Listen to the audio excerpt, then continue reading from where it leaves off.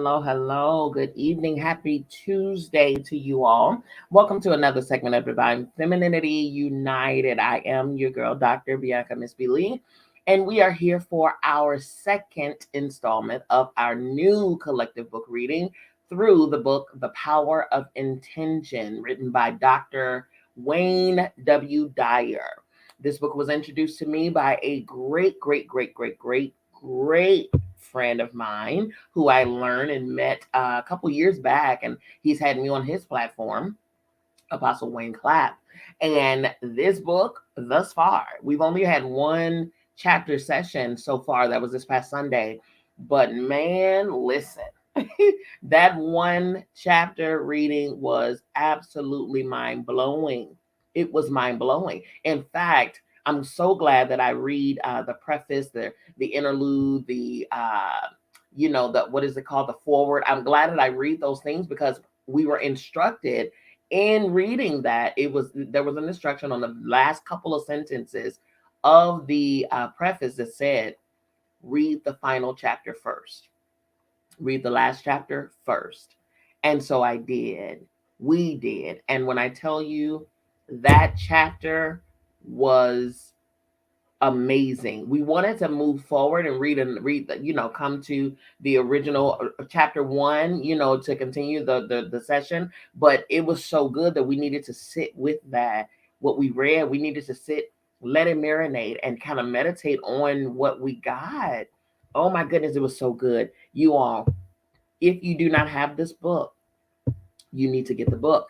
Okay. To get the reading material, send an email, send a message, send a comment, send an inbox, whatever you need to do. We are airing via live on Clubhouse, on Facebook, on YouTube, multiple platforms. So listen, however you need to communicate with us on how to get the PDF copy of this book, get the book. I promise you, you don't want to not have this book, okay?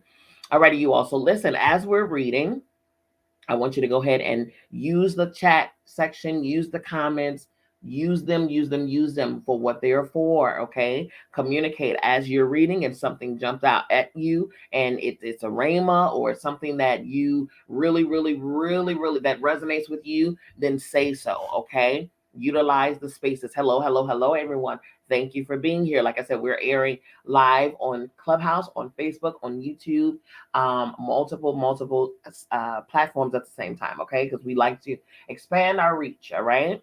All righty, here we go, you all. This is now officially chapter one of this book reading, The Power of Intention. Listen, this book, oh my goodness, you all, listen, you're about to find out. If you were here with us Sunday, or if you even played the replay, then you know what I'm talking about. If you did not play the replay or join us on Sunday, you do yourself a favor. Go back and listen to it. I'm telling you, it will blow your mind. All right, here we go. This book is broken down in three parts, actually. So we're in part one. Part one is entitled The Essentials of Intention. The Essentials of Intention. And it's followed by a quote that says, beside the river stands the holy tree of life. There doth my Father dwell, and my home is in him. The Heavenly Father and I are one. And that is a quote by the Essene Gospel of Peace. Okay, the Essene Gospel of Peace. Here we go. Chapter one, viewing intention from a new perspective. Viewing intention from a new perspective. There's a quote that states, in the universe, there is an immeasurable, indescribable force, which shamans call intent. And absolutely everything that exists in the entire cosmos is attached to intent by a connecting link. That is a quote by Carlos Castaneda, right? During the past several years, I've been so strongly attracted to studying intention that I've read hundreds of books by psychological, sociological, and spiritual writers, ancient and modern scholars, and academic researchers. My research reveals a fairly common definition of intention as a strong purpose or aim accompanied by a determination to produce a desired result. People driven by intention are described as having a strong will that won't permit anything to interfere with achieving their inner desire. I imagine a sort of pit bull kind of resolve or determination. If you're one of those people with a never give up attitude combined with an internal picture that propels you toward fulfilling your dreams, you fit this description of someone with intention. You are most likely a super achiever and probably proud of your ability to recognize and take advantage of opportunities that arise. For many years, I've held a similar belief about intention. In fact, I've written and spoken often about the power of intention being just what I've described above. Over the past quarter of a century, however, I felt a shift in my thinking from a purely psychological or personal growth emphasis toward a spiritual orientation where healing, creating miracles, manifesting, and making connection to divine intelligence are genuine possibilities. This hasn't been a deliberate attempt to disengage from an academic or professional background, but rather a natural evolution that's been unfolding as I began to make more conscious contact with spirit. My writing now emphasizes a belief that we can find spiritual solutions to problems by living at higher levels and calling upon faster energies. In my mind, intention is now something much greater than a determined ego or individual will. It's something almost totally opposite. Perhaps this comes from shedding many levels of ego in my own life, but I also feel the strong influence of two sentences I read in a book by Carlos Castaneda. In my writing life, I've often come across something in a book that starts a thought germinating in me that ultimately compels me to write a new book, The Active Side of Infinity. While I was waiting to have a cardiac procedure to open one clogged artery leading into my heart that had caused a mild heart attack. Okay. Castaneda's words were, intent is a force that exists in the universe. When sorcerers, those who live of the source, beckon intent, it comes to them and sets up the path for attainment, which means that sorcerers always accomplish what they set out to do. I will now, this is Miss B interjecting here. I'm so glad that he properly defined the word sorcerers, right? Because there's a stigma here, right? The stigma is the word sorcerers or conjurers or mystics, you know, there's a dark cloud over them because we've been programmed to believe, we've been conditioned to believe that those the sorcerers and all of those people, right, are evil and all of that, you know what I'm saying? When absolutely it's not. Even the definition of occult literally means hidden knowledge. So occult knowledge is simply unveiling what's hidden. But you can't say that. See, this is why it's imperative for us to study to show ourselves approved. It's urgent for us to not just take a man's word for it. Go and do your due diligence and read a book. Do the research. Go deep for yourself. Hello, somebody. Because a lot of the things, a lot of the prejudgments and the things that we have conditioned in us came from someone else's thought process. It came from someone else's mind. Even the Bible itself was written by man, and it was broken down and conceived or even processed through man's mind. Hello, okay? So in order to get the actual to get the actual knowledge and the actual information, you have to be a sorcerer, which is are those who live of the source. Hello, somebody. I just want that to just marinate. So instead of shunning sorcerers, you need to be asking how they get there, how they connect to the source, so that they can tap into actual knowledge, so that you can know how to do the same. All right. And stop filtering your information through the minds of someone who may not be all the way together themselves. All right. Just a caveat. King James, the author of the Bible, King James was also one of the captains of one of the slave ships that were responsible for the Atlantic slave trade. Okay. And that's probably why inside of said Bible, it says it is not wrong to have slaves. Okay, all right, here we go. Moving right along. When I read those two sentences, when I read those two sentences, I was stunned by the insight and clarity it gave me about the power of intention. Imagine that intention is not something you do, but rather a force that exists in the universe as an invisible field of energy. I had never considered intention in this way before reading Constantina's words. I wrote those two sentences down and then I had them printed on a card and laminated. I carried the laminated card with me into the catheter lab for my minor surgical procedure. And as soon as I could, I began talking about the power of intention to everyone who would listen. I made intention a part of every speech I gave. I immersed myself in this idea to use it not only for my own healing, but to help others use the power of intention to carry them where they're fully equipped to go. I had experienced Satori, or instant awakening. That is the definition of Satori, instant awakening, and was intent on offering this insight to others. It had become clear to me that assessing or accessing the power of intention relieves so much of the seemingly impossible work of striving to fulfill desires by sheer force of or will. Since that defining moment, I've thought of the power of intention in virtually all of my waking hours and books, articles, conversations, telephone calls, items arriving in my mailbox, and arbitrary works I might be looking at in a bookstore all seemed to conspire to keep me on this path. So here it is, the power of intention. I hope this book will help you view intention in a new way and make use of it in a manner that leads you to define yourself as a Patanjali, Patanjali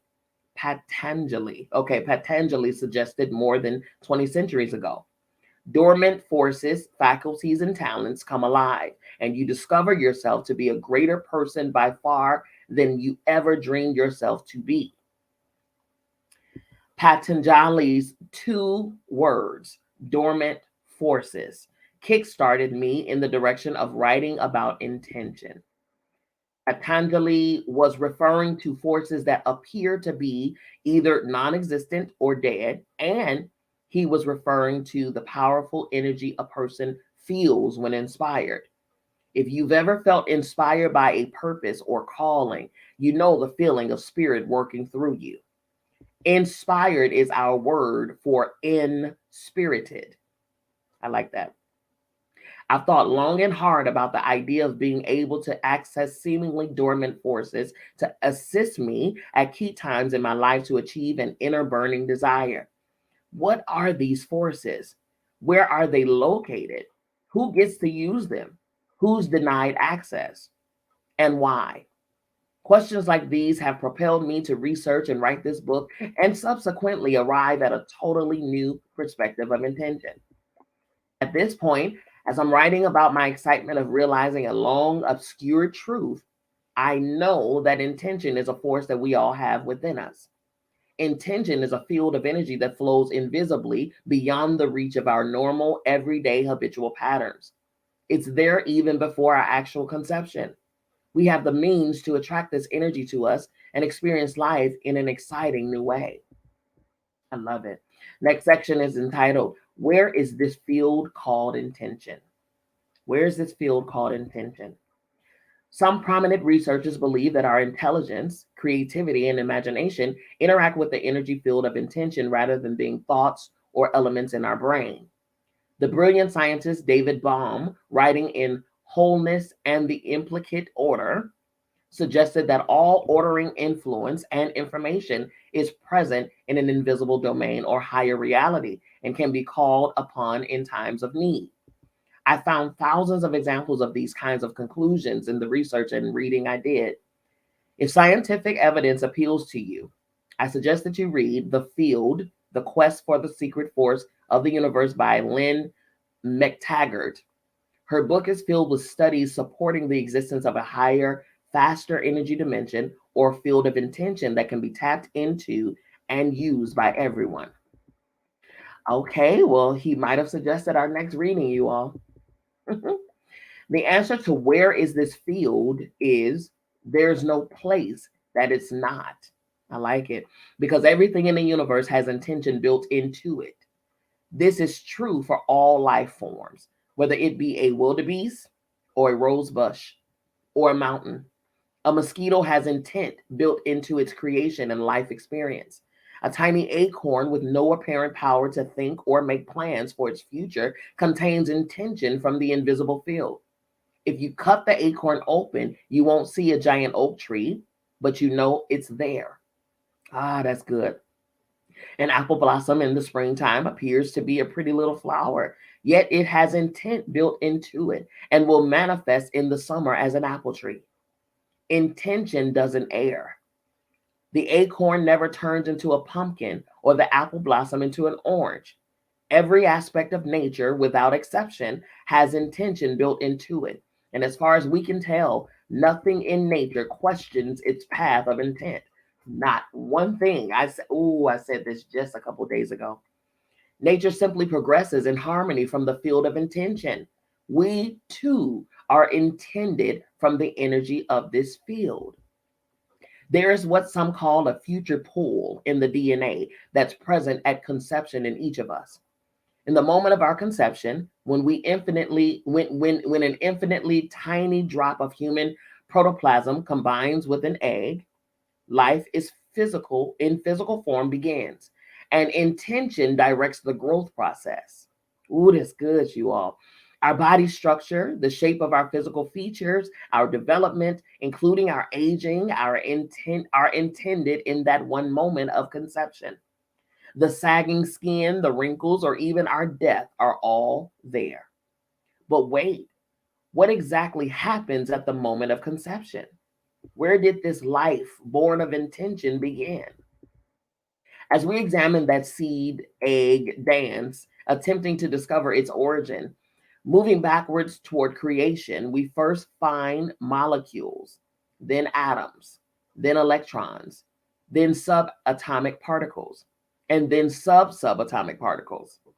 Ultimately, were we to put these tiny quantum subatomic particles into a particle accelerator and collide them, trying to put our finger on the source of life, we discover what Einstein and his scientific compatriots discovered.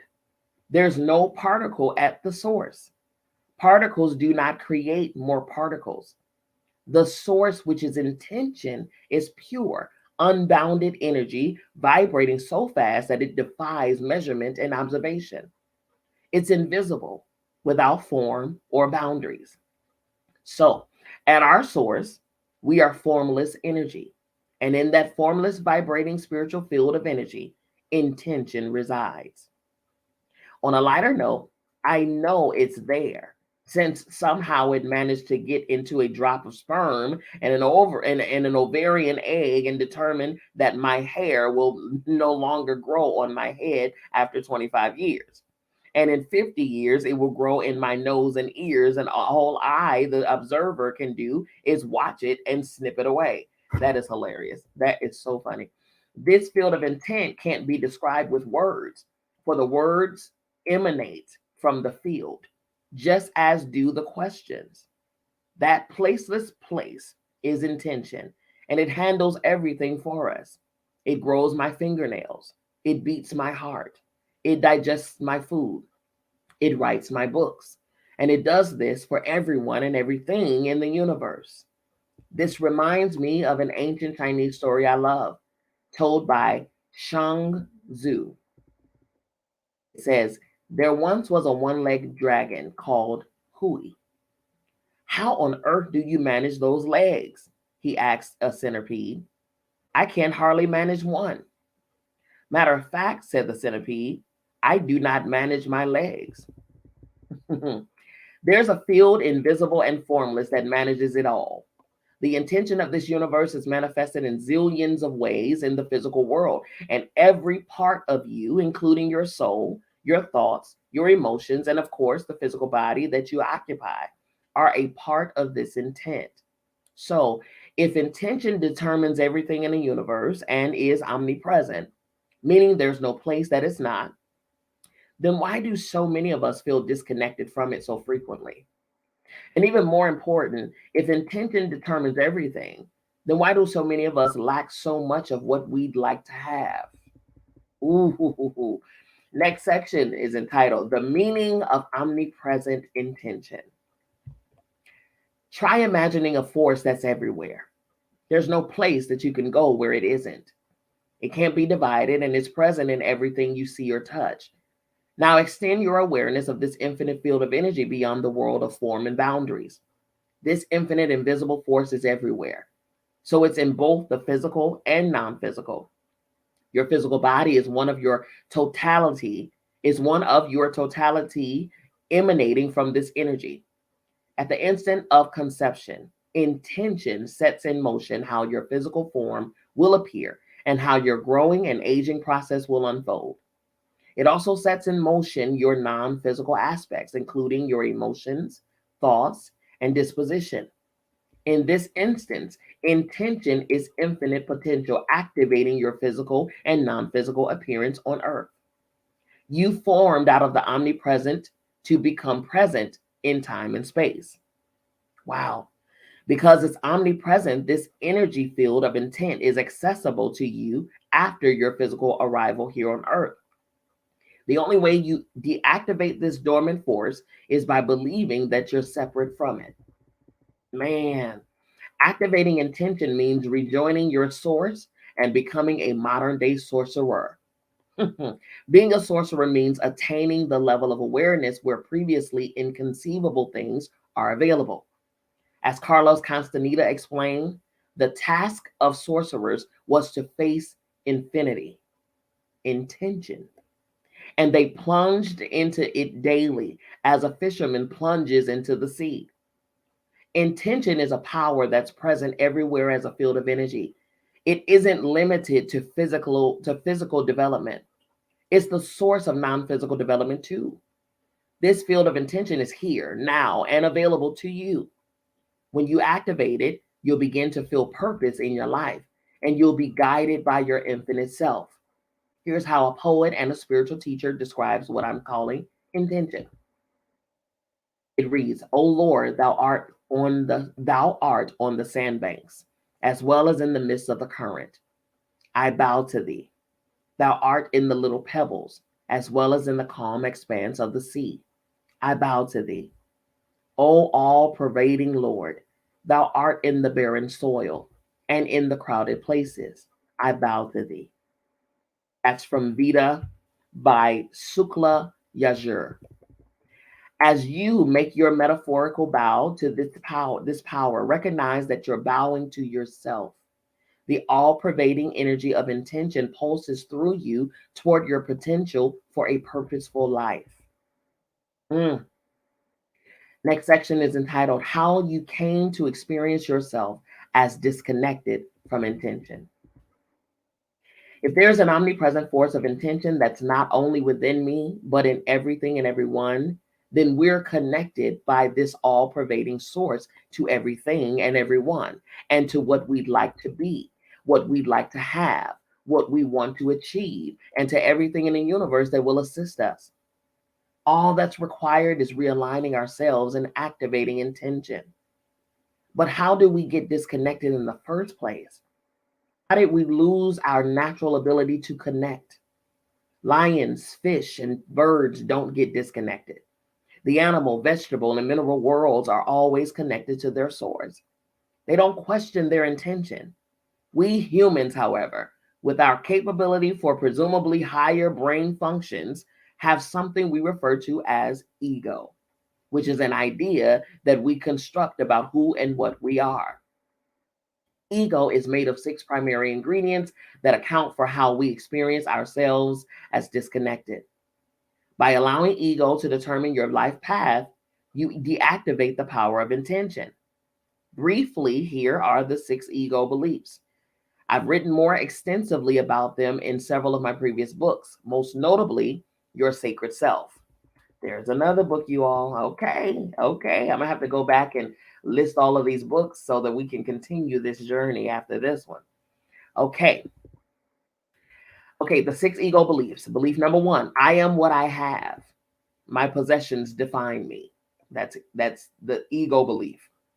Number two, I am what I do. My achievements define me. Number three, I am what others think of me. My reputation defines me. Number four, I am separate from everyone. My body defines me as alone. Number five, I am separate from all that is missing in my life. My life space is disconnected from my desires. And number six, I am separate from God. My life depends on God's assessment of my worthiness. Mm. That last one was literally religion all wrapped up in one. I don't even want to call any specific religion, just religion as a whole. Okay. No matter how hard you try, intention can't be accessed through ego. So take some time to recognize and readjust any or all of these six beliefs. When the supremacy of ego is weakened in your life, you can seek intention and maximize your potential. Next section, it is entitled Holding On to the Trolley Strap. This is a practice I find exceedingly helpful when I want to activate intention. You may find that it works for you too. It says, see chapter 3 for an entire chapter describing ways to access intention. So we'll go to the chapter 3 in a couple sessions. Next Tuesday, we'll be on chapter 3. Okay. One of my earliest memories is of my mother taking her three boys on the streetcar on the east side of Detroit to Waterworks Park. I was 2 or 3 years old, and I recall looking up from the seat and seeing the hand straps hanging down. The grown-ups were able to hold on to the straps, but all I could do was imagine what it would be like to be so tall as to grab those straps way above my head. I actually pretended that I was light enough to float up to the hanging handles. I then imagined feeling safe and the trolley taking me where it was destined to go, at whatever speed it chose, picking up other passengers to go along on this glorious adventure of streetcar riding. In my adult life, I use the image of the trolley strap to remind myself to get back to intention. I imagine a strap hanging down about 3 or 4 feet above my head, higher than I'm capable of reaching or jumping up to grab. The strap is attached to the trolley, only now the trolley symbolizes a flowing power of intention. I've either let go of it or it's just out of my reach temporarily. In moments of stress, anxiety, worry, or even physical discomfort, I close my eyes and imagine my arm reaching up, and then I see myself float up to the trolley strap. As I grab the strap, I have an enormous feeling of relief and comfort. What I've done is eliminate ego thoughts and allow myself to reach intention. And I trust this power to take me to my destination, stopping when necessary and picking up companions along the way. In some of my earlier works, I've called this process the pathway to mastery. The four pathways may be helpful to you. That may be helpful. The four pathways may be helpful to you here as steps towards activating intention. Okay, here we go. The four pathways to intention. That's the next section. Activating your power of intention is a process of connecting with your natural self and letting go of total ego identification. The process takes place in 4 stages. Number one, discipline is the first stage. Wow. Learning a new task requires training your body to perform as your thoughts desire. So, eliminating ego identifications doesn't mean disconnecting from your relationship with your body, but rather training your body to activate those desires. You do that with practice, exercise, non toxic habits, healthy foods, and so on. Number two, wisdom is the second stage. Wisdom combined with discipline fosters your ability to focus and be patient as you harmonize your thoughts, your intellect, and your feelings with the work of your body. We send children off to school telling them, be disciplined and use your head, and call this education, but it falls short of mastery. That's so true. Number three, love is the third stage. After disciplining the body with wisdom and intellectually studying a task, this process of mastery involves what you do and doing what you love. It involves loving what you do and doing what you love. In the world of sales, I call it falling in love with what you're offering. and then selling your love or enthusiasm to potential customers. When learning to play tennis, it involves practicing all of the strokes while studying strategies for playing the game. It also involves enjoying the feeling of hitting the ball and of being in the tennis court and everything else about the game. Number four, surrender is the fourth stage. This is the place of intention. This is where your body and your mind aren't running the show and you move into intent. In the universe, there is an immeasurable, indescribable force which shamans call intent.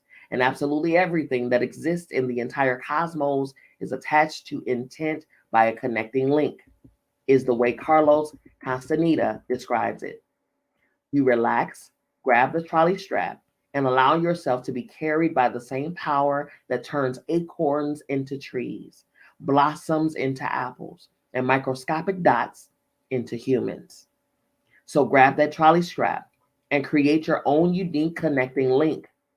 Absolutely everything in the entire cosmos, including you and your disciplined, wise, loving self, and all of your thoughts and feelings. When you surrender, you lighten up and can consult with your infinite soul.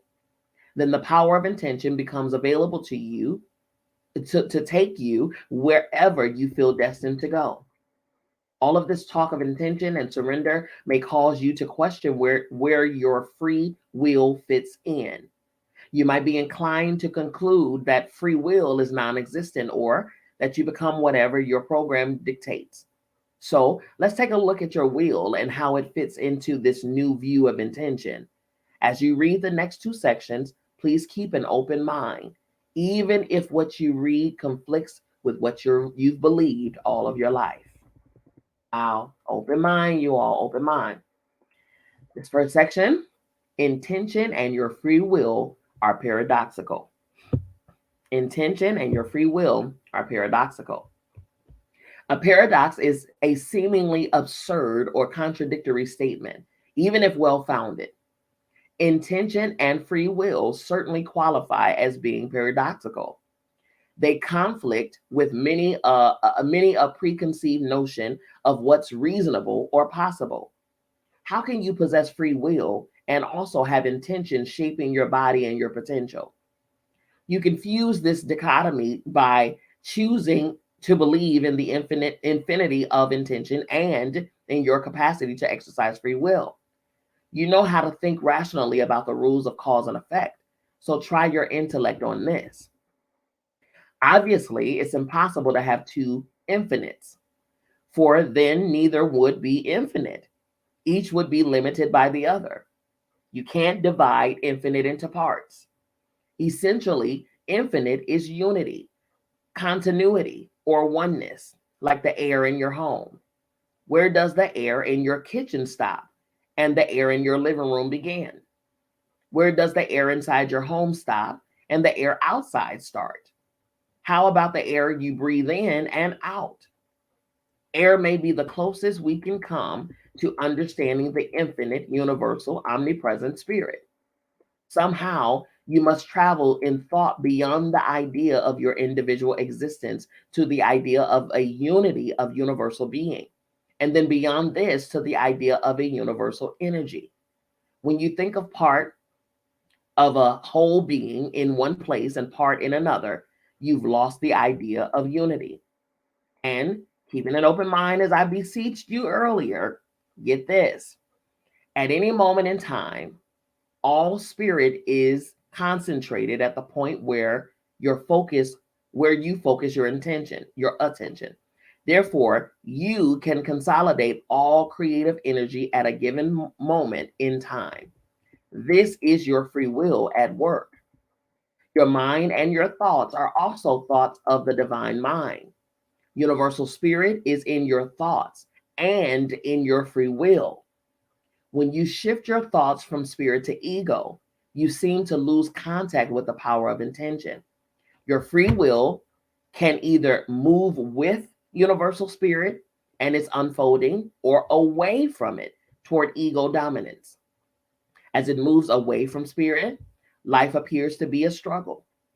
Slower energies flow through you, and you may feel hopeless, helpless, and lost. You can use your free will to rejoin higher, faster energies. The truth is that we do not create anything alone. We are all create creatures with God. All our free will combines and redistributes what's already created.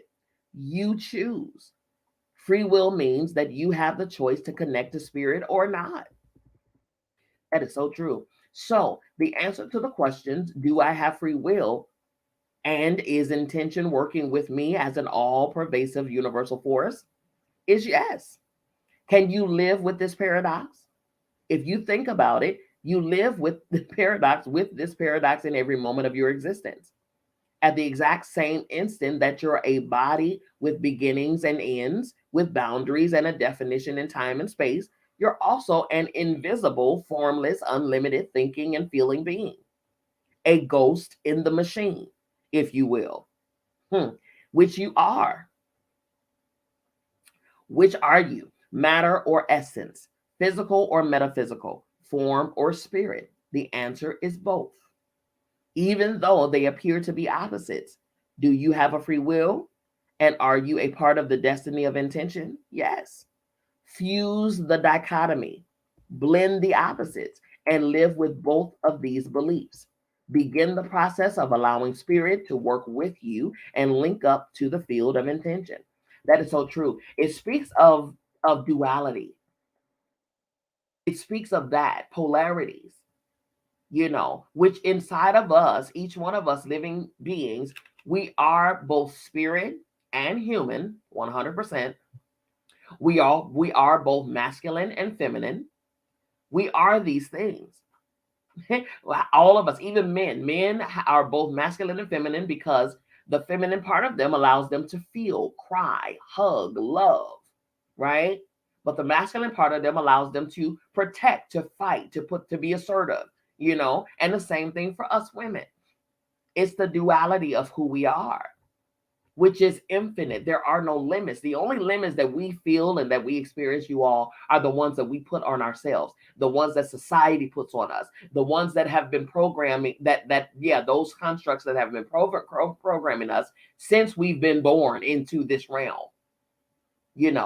Girls are supposed to do this, boys don't do that. Do this, you're supposed to do your hair like that. Our culture does this. Because of your race, you only do this, you don't do that. We don't commune over here, we do over there. We do that, and we do this, and we've been programmed since day one. And the longer that we've gone programmed, being conditioned, we're disconnecting ourselves from our source, right? Which already has the intention built in. When we were born into this world, our beings, the parts of us, already had the built-in intention. It naturally knew what to do for us, as us. It actually did. But we came in, or our people, whoever was responsible, came in and rewrote the program, right? Causing us to slowly but surely be disconnected from the consciousness of the intention of us. Okay. Next section, at intention, spirit will work for you. Here we go. With your free will consciously deciding to reconnect to the power of intention, you're altering its direction. You'll begin to feel pleasant recognition and reverence for the unity of spirit and yourself as an individual concentration of it. I silently repeat the word intent or intentions to help me get my ego and my self-absorption out of the picture. I think often of this quote from Castaneda's Power of Silence. And it states, having lost hope of ever returning to the source of everything, the average man seeks solace in his selfishness. Wow. For me personally, I attempt to return to the source of everything on a daily basis, and I refuse to be the average man that Castaneda describes.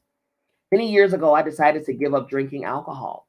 I wanted to experience continuous sobriety to improve my ability to do the work that I felt was burning inside of me. I felt called upon to teach self reliance through my writing and speaking. Several teachers had told me that, that complete sobriety was a prerequisite for the work I was called to do. In the early stages of this dramatic life change, a power seemed to help me when I was tempted to return to my old habits of having a few beers each evening. On one occasion, in my state of wavering, I actually went out to purchase a six pack, but forgot to bring my money with me. I never forget to take cash with me. In the few minutes it took me to return home and retrieve the cash, I reevaluated the free will that would allow me to buy beer and chose to stay with my intention. I found as the first weeks passed that these kinds of events started occurring with me regularly. I'd be guided by circumstances that led me away from situations where drinking was a temptation. A telephone call might distract me from a tempting situation. A family mini crisis would erupt and deter me from a potential slip. Today, a couple decades later, it's clear to me that a firm handle on that trolley strap I described earlier allows me to be whisked along my path to destinations invoked eons ago by intention. And I also see that my free will is a paradoxical partner of the power of intention.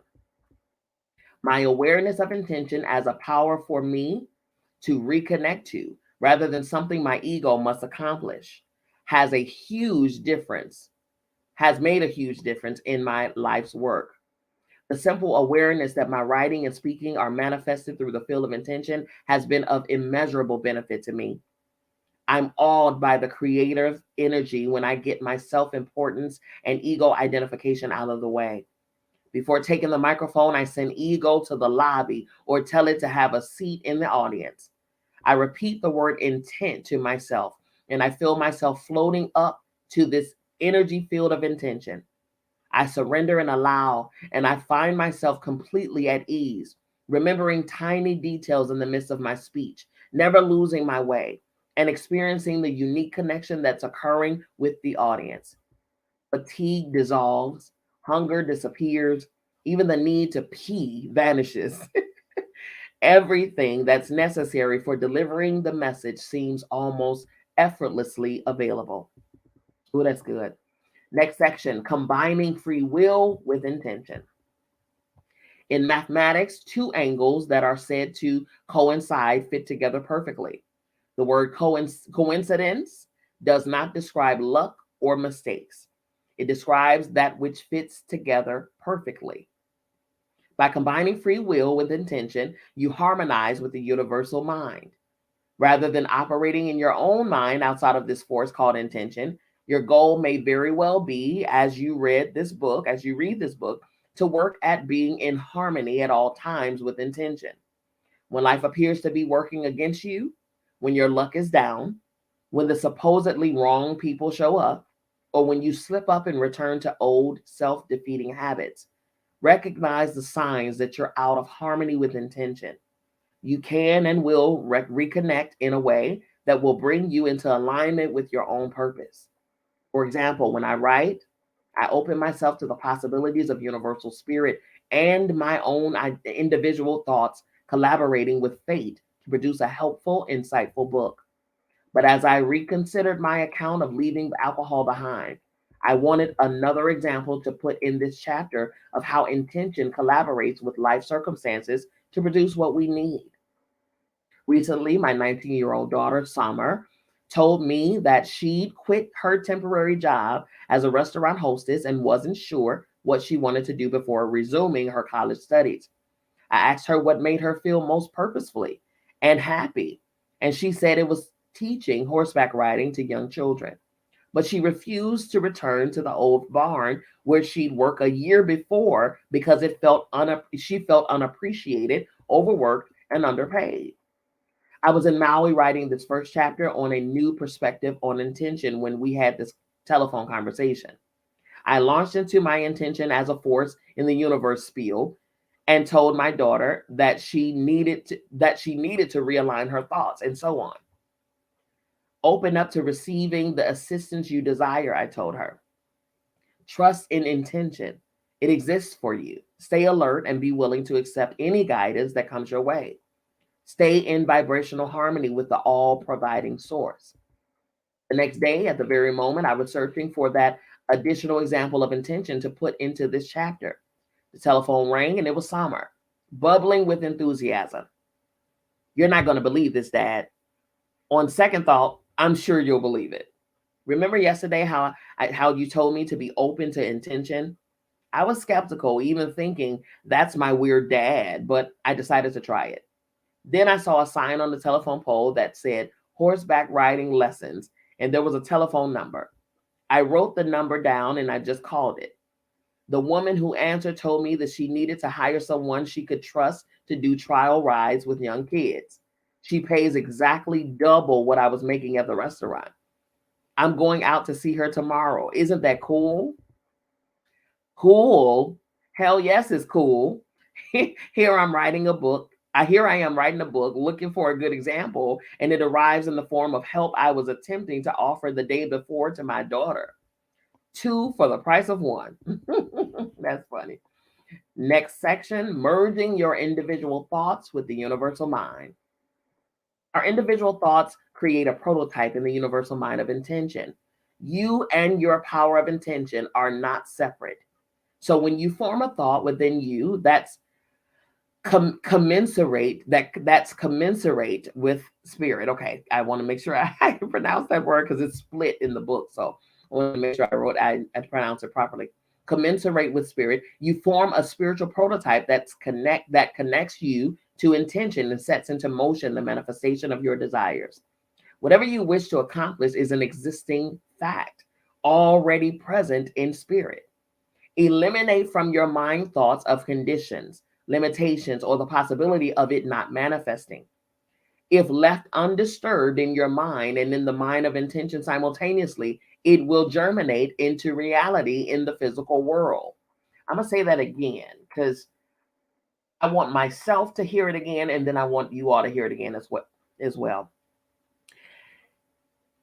Okay, eliminate from your mind thoughts of conditions, limitations, or the possibility of it not manifesting. If left undisturbed in your mind and in the mind of intention simultaneously, it will germinate into reality in the physical world. I wanted to repeat that because the key to that sentence says, if left undisturbed in your mind and then the mind of intention simultaneously, which means once you see it, if you see it in your mind, don't go back to it and put doubt on it or worry on it or I hope it, I wish it, I don't know it. Don't do that. Don't put anxiety on it. Leave it undisturbed. Leave that vision right where it is. See yourself there already and don't disrupt it. When we do that, then it will germinate into reality in our physical world. Just let it do what it's intended to do. Leave it alone. What's the infomercial back in the day? Set it and forget it, okay? In simpler words, all things whatsoever ye pray and ask for, believe that ye have received them and ye shall have them. That is Mark 11:24. In this scriptural quotation, you are told to believe that your desire has already been fulfilled, and then it will be accomplished. Know that your thought or prayer is already here. Remove all doubt so that you create a harmonious thought with universal mind or intention. When you know this beyond doubt, it will be realized in the future. This is the power of intention at work. I'll close this section with words from Aldous Huxley, one of my favorite authors, with a quote that says, "The spiritual journey does not consist in arriving at a new destination where a person gains what he did not have or becomes what he is not. It consists in the dissipation of one's own ignorance concerning oneself and life, and the gradual growth of that understanding which begins the spiritual awakening. The finding of God is a coming to oneself." The finding of God is a coming to oneself. Man, in this first chapter, I've asked you to stop doubting the existence of a universal, omnipresent force I've called intention, and told you that you can link to and be carried to your destination on the energy of intention. Here are my suggestions for putting this to work in your life. 5 suggestions for implementing the ideas in this chapter. Number 1, whenever you feel out of sorts, lost, or even in a sour mood, visualize the trolley strap hanging down from the field of intention 3 or 4 feet above your head. Imagine floating up and allowing the trolley to carry you to your built-in intention. This is a tool for implementing surrender in your life. To me, this is, I hear that and I envision that as raising your vibrations, raising your frequencies. That's what I see that as. Raising your frequencies, right? If you see yourself disconnected from what it is that you are, what the intentions are, that means that you are beneath it. Raise your frequencies to where that thing is. Grab that strap. Raise your frequencies, grab that strap, and ride the trolley of intention. That's good. Number 2, say the word intent or intention repeatedly when you're in a state of anxiety or when everything around you seems to be conspired to keep you from your mission. This is a reminder to be peaceful and calm. Intention is spirit, and spirit is silently blissful. Yes, it is. Number 3, tell yourself that you have a life mission and a silent partner who is accessible at any moment you choose. When ego defines you by what you have or do, or compares you to others, use your power of free will to terminate those thoughts. Say to yourself, I'm here on purpose. I can accomplish anything I desire. And I do it by being in harmony with all pervading creative force in the universe. This will become an automatic way of responding to life. Synchronicity results, mm, synchronistic results will begin to happen. That's funny. Number 4, act as if anything you desire is already here. Believe that all that you seek, you've already received, that it exists in spirit, and you know you shall have your desires filled. One of my 10 secrets for success and inner peace is to treat yourself as if you already are what you'd like to become. Treat yourself as if you already are what you'd like to become. Number 5, copy this ancient Hasidic saying and carry it with you for a year. It's a reminder of the power of intention and how it can work for you every day in every way. And it reads, when you walk across the fields with your mind pure and holy, then from all the stones and all growing things and all animals, the sparks of their soul come out and cling to you. And then they are purified and become a holy fire in you. That's good. In the next chapter, I describe how this field of intention might look. Were you able to see it? And what the faces of intention look like. I'll close this chapter with another quotation from Carlos Castaneda's teacher, who is Don Juan Matus. And it reads, the spirit reveals itself to everyone with the same intensity and consistency, but only warriors are consistently attuned to such revelations. Ooh, readers and warriors alike, proceed in the spirit of free will to access the power of intention. I love it. Oh, that was good. That was good, you all. So Sunday, we're going to be coming in at 5 p.m. Eastern Standard Time. We're going to be embarking on chapter 2, which is entitled The 7 Faces of Intention. The 7 Faces of Intention. Ooh, this is good. Now, I'm going to double back here, and I'm going to go and jot down all of those books. Yes, right, Kitty? Thank you, honey. She said it was good. That was good, you all. Ooh, that was good. So I'm going to double back. I'm going to go back and get all of those book titles that he referred to, because those are the next books that we're going to be reading here, you all. I'm telling you, we are not going to jump off this train. We're going to ride this thing till the wheels fall off, okay? Seriously. These things like this are really reconnecting us to ourselves. They really are. Like reminding. Kitty says she's listening while she's shopping. Come on, girl. That's what I'm talking about. Two things that you love. Elevating and shopping. Hello, somebody. Okay, that's a beautiful combination right there. But this right here, these journeys that we're going on right now, they are so reminding. They are reconnecting us. They are reminding us. They are returning us to where we once were. Kitty said, I ain't missing this gold. I know that's right. I know that's right. Listen, do you hear me? I was in the middle of doing something and getting some administrative work done, and then I looked at the time. I said, "Oh no, I gotta read. I gotta read tonight. I'm not missing this.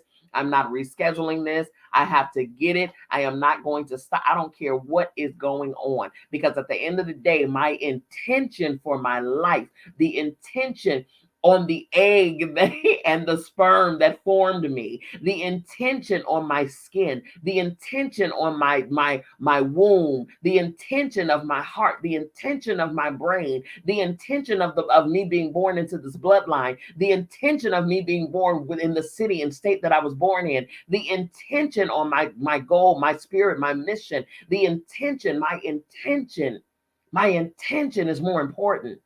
The intention is more important. What is the intention? What is the intention? Get back to the intention of you. What is the intention of you? What is the intention of your life? Man, it was so good when he broke down the example of an acorn. When you look at the acorn, there's an intention on the acorn. You may not see the intention, but he said, if you cut the acorn down the middle, you won't see an oak tree in the center of it. But the intention of that acorn is to be an oak tree. That's the intention. The intention of a rose blossom is to be an apple tree. That's the intention. Just because you don't see it doesn't mean that there is no intention attached to it. Just because you're not aware of it doesn't mean that it's not present. That oak tree has been inside of that acorn since the acorn was even developed. Everything that you're set to be has been in you since before you were even conceived. Come on here. So when we know that, and when we really have an assurance of the intention on our lives, then I don't care what situation around you is and what it's looking like. I don't care who said you couldn't, whatever. What does your intention say? What is the intention of you? Because the intention of you is what is the main focus. Man, listen, y'all, this is good. This is good. You all make sure you come back here on Sunday, 5 p.m. Eastern Standard Time, right here at Divine Femininity United. Oh my God. This thing is just, I hope y'all getting it. Kitty said, I am in, honey. I am here. Listen, next chapter 2, the 7 faces of intention. I'm here for it. I'm excited. But I just want to, this is why we're only meeting twice a week, because I need us to have time to just marinate. Just sit with the information. Sit with it. Sit with it. I'm not interested. You're welcome, Kitty. I'm not interested in just speeding through things, speeding through books just to say, we're done. I read a book and now on to the next. I'm not interested in that. I'm interested in intention. Because even there was an intention on us reading this book about the power of intention. I'm interested in intention. That's where we're going to stay at, right there. Okay. All righty, you all, back here on Sunday, 5 p.m. Eastern Standard Time. We're reading through the power of intention. Okay. I love you all. I mean it. I mean it. I mean it. Kitty said, need to sprout these beautiful seeds. Yes, ma'am. I love you all. I mean it. There's absolutely, positively nothing, and I mean nothing that you can do about it. Don't you even try it. We'll be back here Sunday, 5 p.m. Eastern Standard Time, right here at Divine Femininity United. All right. You all have an amazing rest of your evening. Have an amazing rest of your week. All wins, no losses, all hits, no misses. We are intentional beings, okay? We are intentional beings. We will remain intentional, operating in intention, doing things intentionally, okay? All right. We'll see you back here on Sunday. Peace.